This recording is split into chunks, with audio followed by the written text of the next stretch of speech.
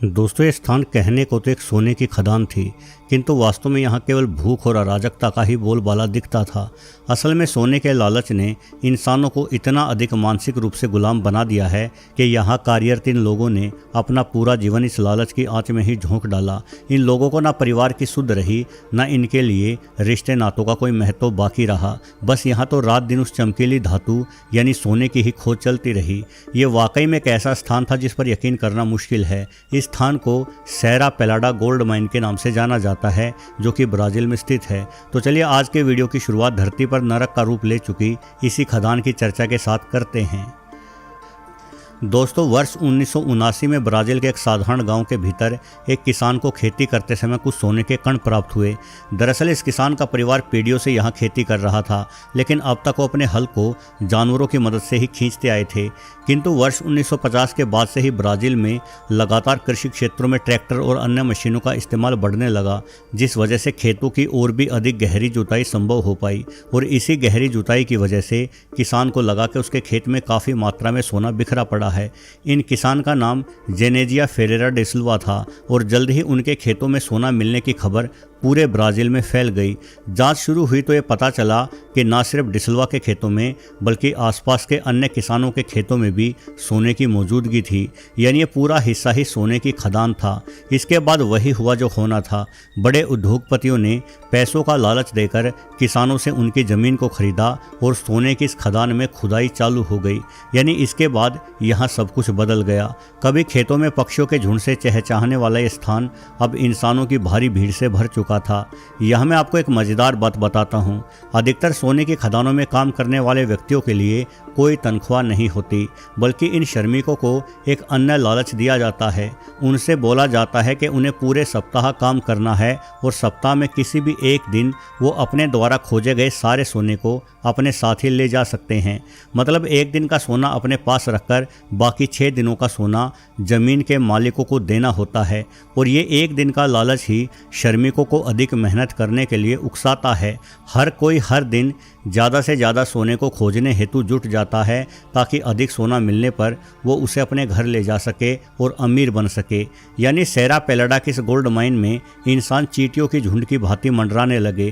काम करने वाले लोग जितने अधिक होंगे, खदान के मालिकों को फ़ायदा भी उतना ही अधिक होगा, क्योंकि ज़्यादा व्यक्ति और भी तेज़ी से सोने की खोज करेंगे और तनख्वाह तो उन लोगों को वैसे भी देनी ही नहीं है। सेरा पेलाडा की इस खदान की मिट्टी को विस्फोटकों के जरिए ढहाया जाने लगा और इस मिट्टी के एक एक कतरे को छानकर रात और दिन इंसान सोने की खोज में जुटे रहते। हर किसी को खजाने में से अपना हिस्सा चाहिए था, ताकि वो अपनी गरीबी को हमेशा के लिए अलविदा कह सके। किंतु लालच का कभी कोई अंत नहीं होता। इस तरह की खदानों के बारे में झूठी अफवाहें फैला दी जाती है। लोगों को बताया जाता है कि फलां व्यक्ति को इतने किलो सोना एक ही दिन में मिल गया, जिससे वो व्यक्ति अमीर हो गया। ऐसी अफवाहों से आकर्षित होकर दुनिया भर से लोग सोने की खदानों में खोज हेतु पहुंच जाते हैं। साथ ही खदान में काम करने वाले लोगों को शराब आदि मुफ्त में मिल जाती है, जिस कारण से नशे की ओर भी आकर्षित होकर ये लोग इन खदानों में हमेशा के लिए गुलाम बनकर रह जाते हैं। सेरा पेलाडा में काम करने वाले व्यक्ति अपने द्वारा चलाए गए हर फावड़े के साथ आशा भरे सपने भले ही देखते हों, किंतु वास्तव में यहाँ जाने वाले लोग एक बंधुआ मजदूर बनकर रह गए, जो भोजन एवं शराब के बदले लगातार मिट्टी को छानते रहते। लोगों की संख्या अधिक होने की वजह से हर इंसान के हिस्से में प्रतिदिन इतना सोना ही आता कि उसे बेचकर दिहाड़ी भी मुश्किल से ही पूरी हो पाती। लेकिन अगले रोज कुछ बड़ा हाथ आने का लालच इन लोगों को ऐसी खदानों से जोड़े रखता है। जहाँ तक काम के मुश्किलात का सवाल है, तो सेरा पेलाडा एक गर्म और नमी युक्त स्थान है, जिसमें काम करने में भारी मात्रा में पसीना बहाना पड़ता है।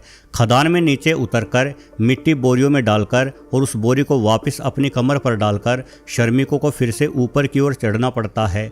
कई बार बारिश होने की वजह से यह चढ़ाई फिसलन से भर जाती है, जिस वजह से फिसलकर नीचे गिरने की वजह से श्रमिकों के हाथ पांव टूटने से लेकर मौत तक हो जाना कोई बड़ी बात नहीं मानी जाती। वहीं दूसरी ओर जहां लालच होगा, वहां लड़ाई भी अपने आप शुरू हो जाएगी।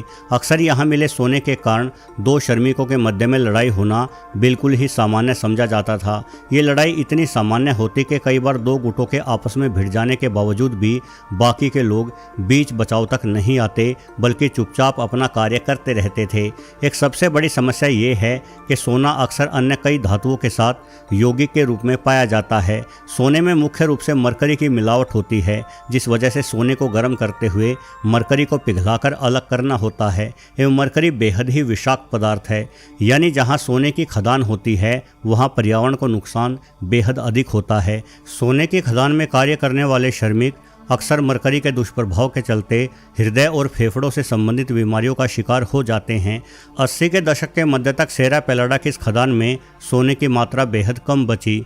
जितना भी थोड़ा बहुत सोना बचा था उसे बिना सरकार को सूचित किए चुपचाप निकाला जा रहा था, जिस कारण सोने की मात्रा कम होने, भ्रष्टाचार एवं पर्यावरण के नुकसान को ध्यान में रखते हुए ब्राज़ील सरकार ने अंततः इस खदान को वर्ष 1986 में बंद करवा दिया।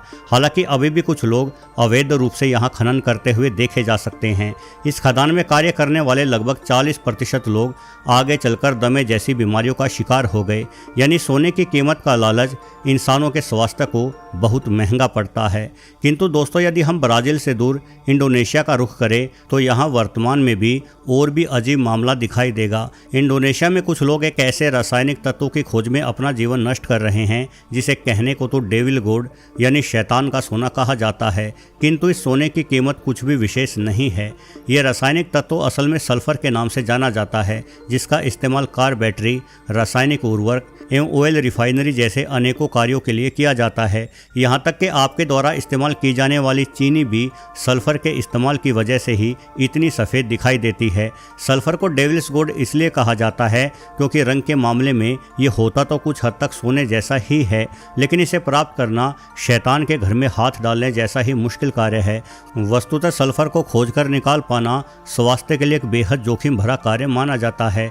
इंडोनेशिया के पूर्वी जाओ में आइजन क्रेटर नामक ये ज्वालामुखी सल्फर उत्पादन का प्रमुख केंद्र है।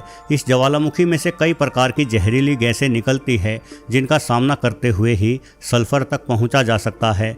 दरअसल सबसे पहले गैसों के निकलने वाले स्थान पर पाइप लगा दिए जाते हैं। जैसे जैसे गैसें जमीन से बाहर आती हैं वैसे वैसे ठंडी होने के कारण पहले ये गैसें द्रव्य और बाद में ठोस पदार्थ के रूप में बदल जाती हैं।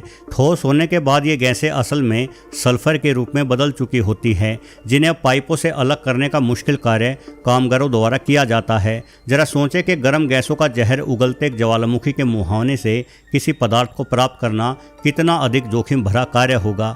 इस ज्वालामुखी में किसी भी समय गैसें अत्यधिक दबाव से बाहर निकलकर इन कामगारों को जलाकर राख कर सकती है, किंतु इस पूरे इलाके में ना खेती होती है और ना ही इन लोगों के पास कोई अन्य उद्योग धंधा है। इसलिए आइजन क्रेटर के आसपास रहने वाले अधिकतर लोगों के लिए ये ज्वालामुखी ही उनकी आय का इकलौता स्रोत है और ये लोग भारी जोखिम में काम करते हुए एक दिन में अधिक से अधिक 200 किलोग्राम सल्फर को लगातार अपने कंधों पर ढोते हुए बाहर निकाल लाते हैं।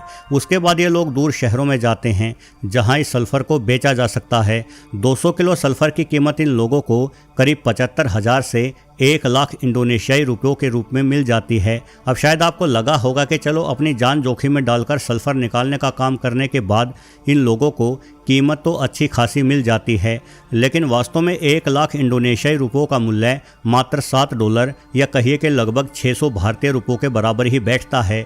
इसमें से आधे रुपए तो सल्फर बेचने के लिए शहर आने और जाने में ही खर्च हो जाते हैं और हर दिन इन कामगारों के पास इतना सल्फर भी इकट्ठा नहीं हो पाता जिसे बेचा जा सके। यानी कुल मिलाकर अपनी जान जोखिम में डालकर इन लोगों की प्रतिदिन की शुद्ध कमाई अधिकतम 200 से 250 भारतीय रुपयों के बराबर ही बैठती है। वहीं जीवन भर जहरीली गैसों के बीच में काम करने की वजह से ये लोग अधिकतम 50 साल की आयु तक ही जी पाते हैं, लेकिन इसके बावजूद भी ये लोग अपने परिवार को पालने के लिए इस मुश्किल कार्य को करने के लिए मजबूर हैं। वास्तव में भूख से निपटने से अधिक मुश्किल कार्य और कोई दूजा नहीं हो सकता। इसलिए एक जोखिम को कम करने के लिए इंसान दूसरे जोखिम की उंगली पकड़ लेता है। वैसे वीडियो यदि आपको जानकारीप्रद लगा हो तो वीडियो को लाइक ज़रूर कर दें।